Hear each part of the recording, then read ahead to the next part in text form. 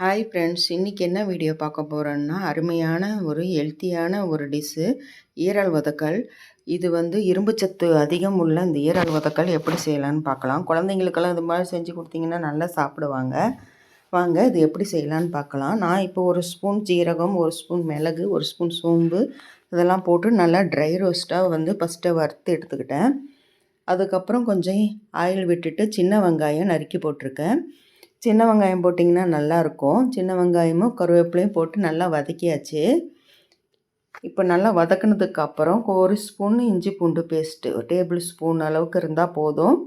ஒரு ஸ்பூன் இஞ்சி பூண்டு பேஸ்ட்டு போட்டு நல்லா வதக்கிடுங்க. நான் இன்றைக்கி 1/4 கிலோ ஈரல் எடுத்திருக்கேன். சிக்கன் ஈரல் தான்.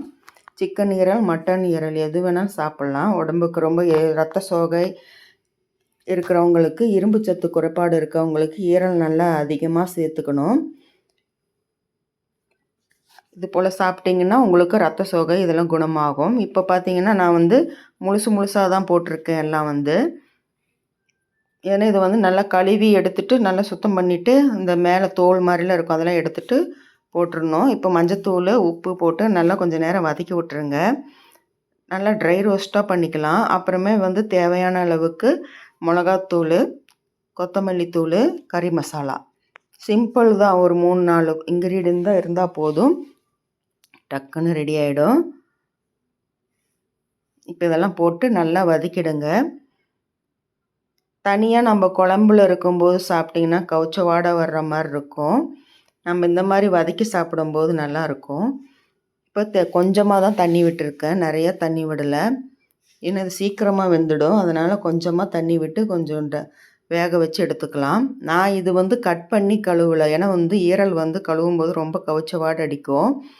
நம்ம அதை சுத்தம் பண்ணும்போது பார்த்திங்கன்னா ஒரு மாதிரி வாடை அடிக்கும். அதனால் நான் கொஞ்சம் வேக விட்டுட்டு அப்புறம் அதில் அப்படியே கரண்டிலே வச்சு கத்தி வச்சு கட் பண்ணி போட்டேன். இந்த மாதிரி செய்யும்போது பார்த்திங்கன்னா கொஞ்சம் கூட கவுச்ச வாடை வராமல் நல்லாயிருக்கும். ஏன்னா நம்ம கட் பண்ணிவிட்டு கழுவணும்னா அது ஒரு மாதிரி நல்லா இருக்காது, வாடை அதிகமாக வரும். நீங்கள் இந்த மெத்தேடில் செஞ்சு பாருங்கள். கொஞ்சம் கூட வாசனையாக இருக்காது, கறி சாப்பிட்ட மாதிரியே இருக்கும். ஈரலெல்லாம் ஒதுக்கி வச்சுருவாங்க குழந்தைங்கள்லாம். ஏன் பெரியவங்க கூட சில பேர் சாப்பிட மாட்டாங்க. இந்த மாதிரி செஞ்சிங்கன்னா நல்லாயிருக்கும். இப்போ அந்த பொடி பண்ண அந்த சீரகம், சோம்பு, மிளகு அதிலேருந்து ஒரு ஸ்பூன் எடுத்து போட்டு இது போட்டதும் நல்லா திக்னஸ் ஆகிடும். நல்லா ஒரு ஃப்ளேவர் இருக்கும், பார்க்குறதுக்கும் கலர் நல்லாயிருக்கும். இப்போ தேவையான அளவுக்கு கொஞ்சம் மேலே கொத்தமல்லி தழை தூவி அப்படியே இன்னும் 2 வதக்கி எடுத்துடலாம். ரொம்ப நல்லாயிருக்கும். ஒரு ரச சாப்பாடு இருந்தாலும் இதை வச்சு சாப்பிடும்போது நல்லாயிருக்கும். இந்த மாதிரி செஞ்சு பார்த்துட்டு எப்படி இருக்குன்னு சொல்லுங்கள்.